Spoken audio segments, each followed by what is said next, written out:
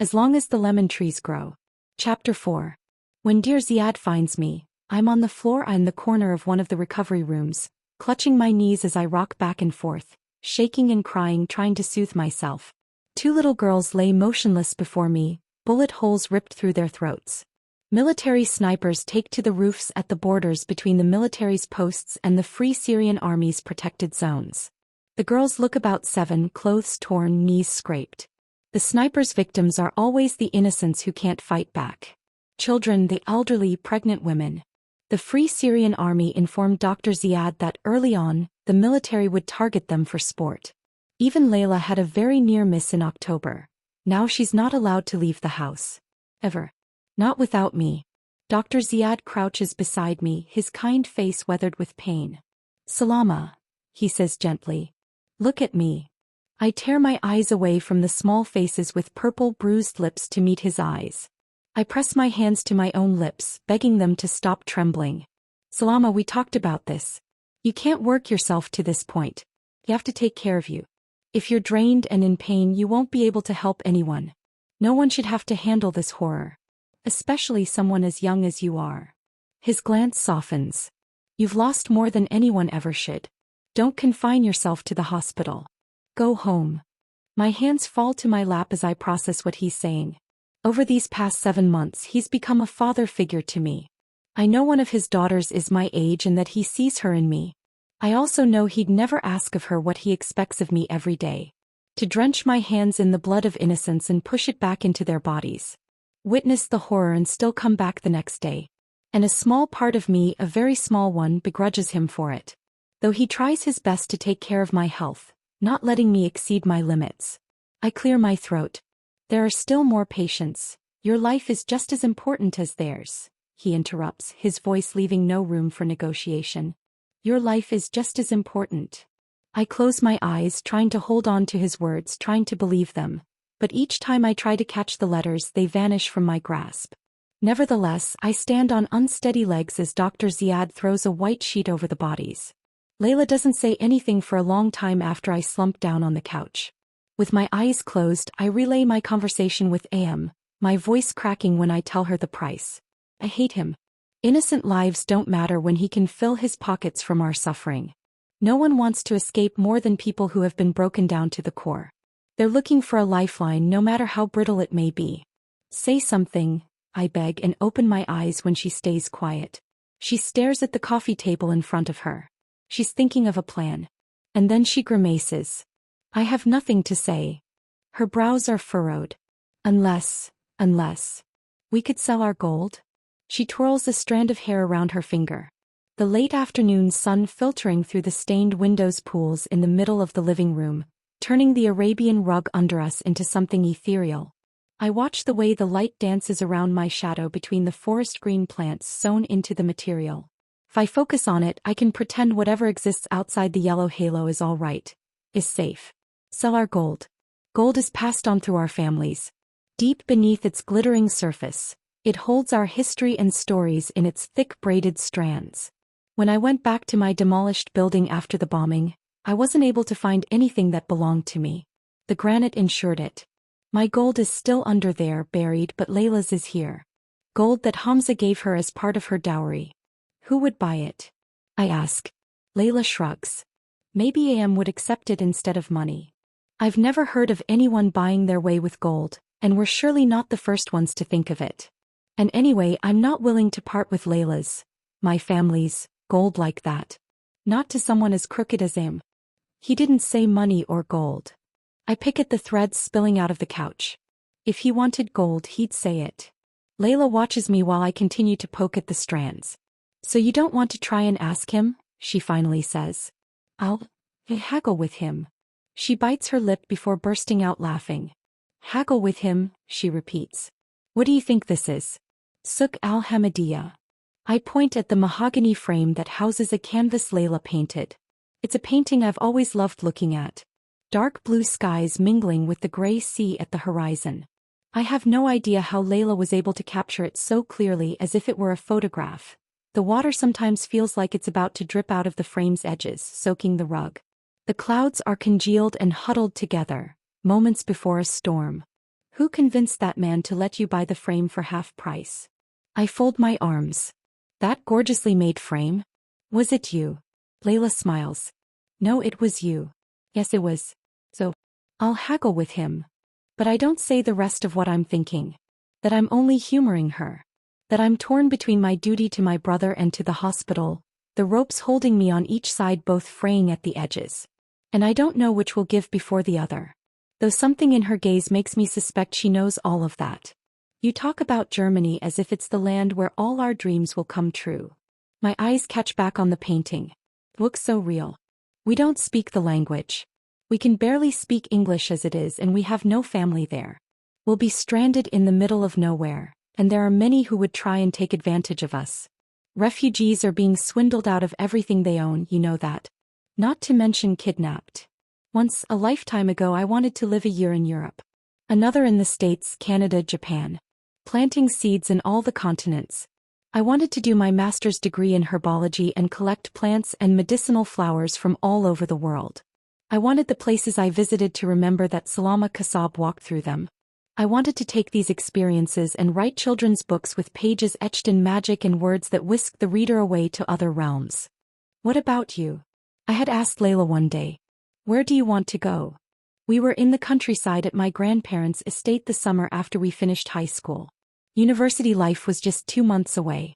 The apricots were ripe and we had spent the whole morning filling a dozen baskets of them to eat and to give to our neighbors.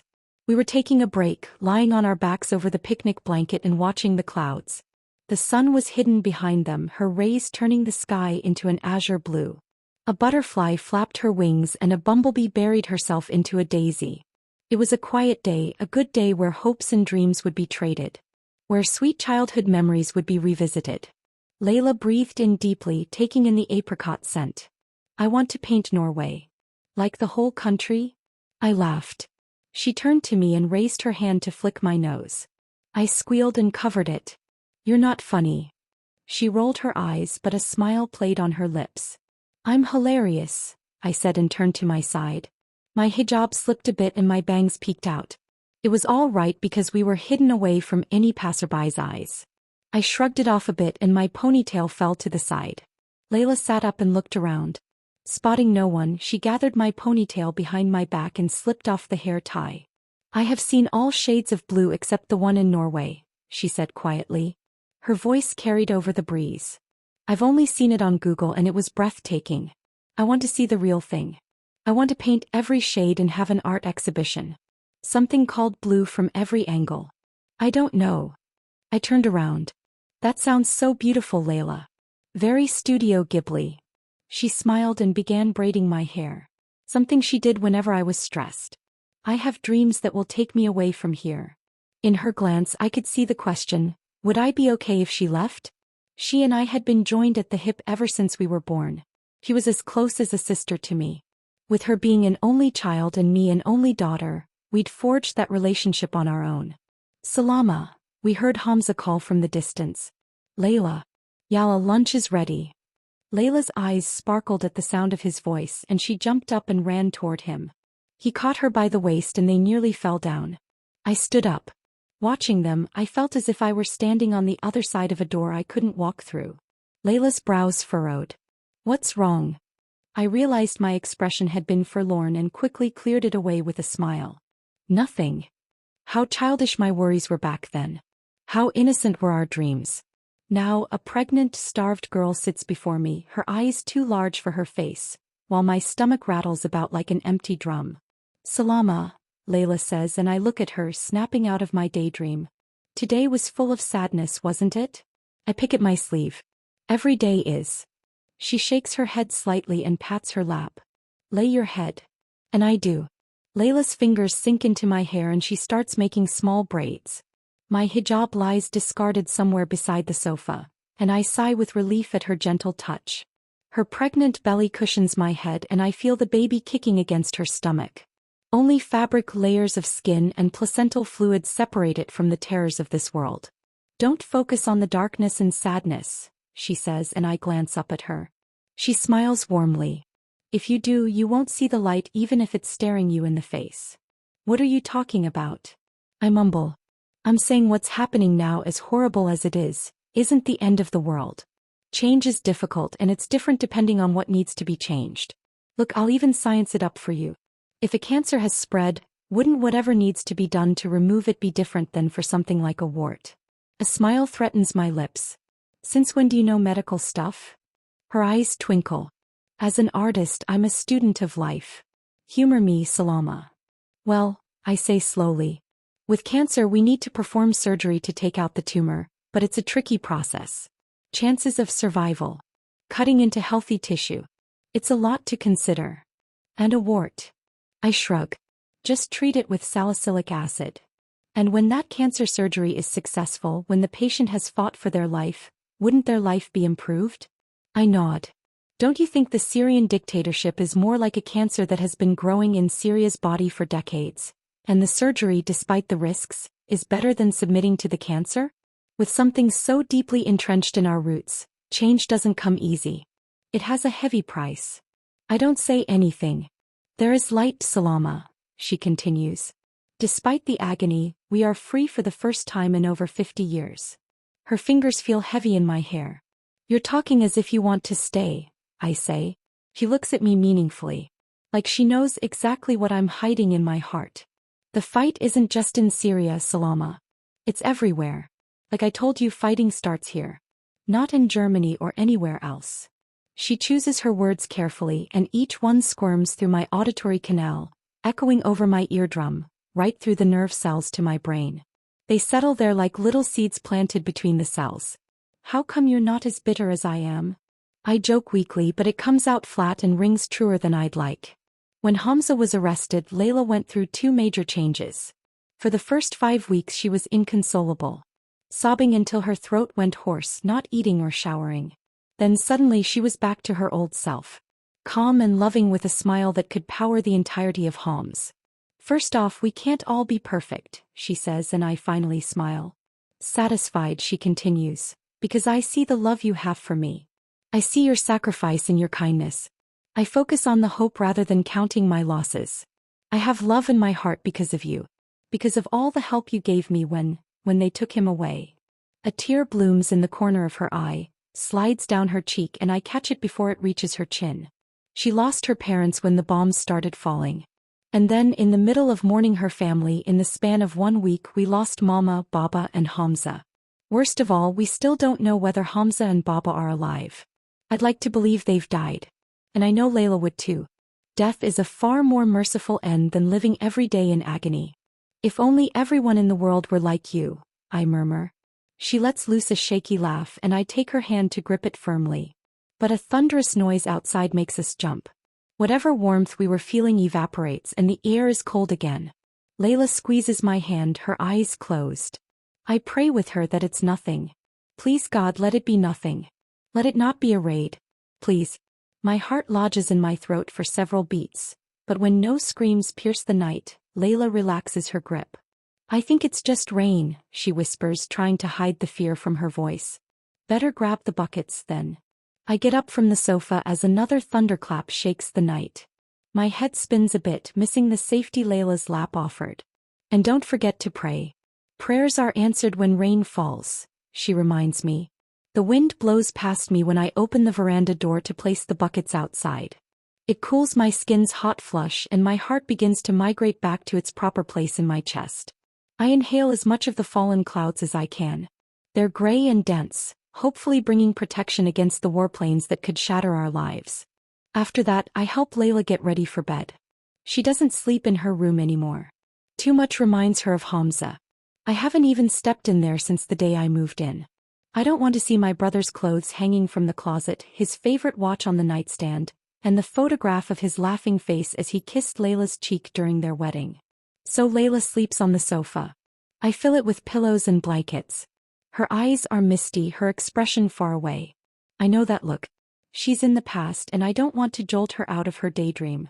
Even though the memories ache, it's the only way we get to see our loved ones, replaying their words to us, letting our imaginations magnify or soften their voices however we please. Layla moves purely on muscle memory and then lies back against the pillows. Finally, her eyes clear and she looks at me. Salama, she says as if she didn't know I've been there the whole time. Do you need water? Panadol? We can spare some now that you're in your third trimester, I say. No thank you. The baby's being very polite today. She's being considerate of her mama's feelings. Layla says softly. Her expression lightens. I nod. It's a girl. I can feel it. Really? Layla rolls her eyes good-naturedly. And is that a part of your medical detection skills? When you've been in the business as long as I have, you get a sixth sense about these kinds of things. I wink. Trust me, I'm a pharmacist. She smiles. With my life. And my babies. Too much responsibility. I pretend to crumble and she laughs. Thought of any names? Well, when Hamza and I used to discuss names for any future babies, he always thought of boys' names. Always wanted a boy. He told me that he would be too soft if our firstborn was a girl. That he wouldn't be able to deny her anything. Oh, we both know Hamza would become a literal carpet for his daughter to step on. Which is why we need to leave, she whispers. We can't let her be born here. If it were just you and me, Salama, I wouldn't leave my husband. But it's his child. It's my baby. My breath hitches and I ball my hands into fists. Lavender has antiseptic and anti-inflammatory properties. Purple petals. Can be used for insomnia. Lavender. Lav, you were telling me names? I choke out and her gaze drops between us. Yeah, she says after a minute. If it's a boy, Malik, and if it's a girl, Salama, I interrupt. How did you know? She gasps. I snap back in disbelief. What? I was joking. I'm seriously going to name her Salama if she's a girl. And why wouldn't you? Salama is a great name, I answer with a goofy smile. She laughs. I agree. I scoot over and whisper against her stomach. You best be a girl. I love you, little Saluma. The pain in Layla's eyes has mostly vanished, but traces still linger. Enough for the guilt to dig its thorns into my heart. I take a deep breath and exhale. Good night. I smooth her hair back and tighten the blanket around her. She squeezes my hand in reply. As she succumbs to her dreams, I finally let my fear show, the words she said to me repeating on a loop in my mind. With my life. And my babies.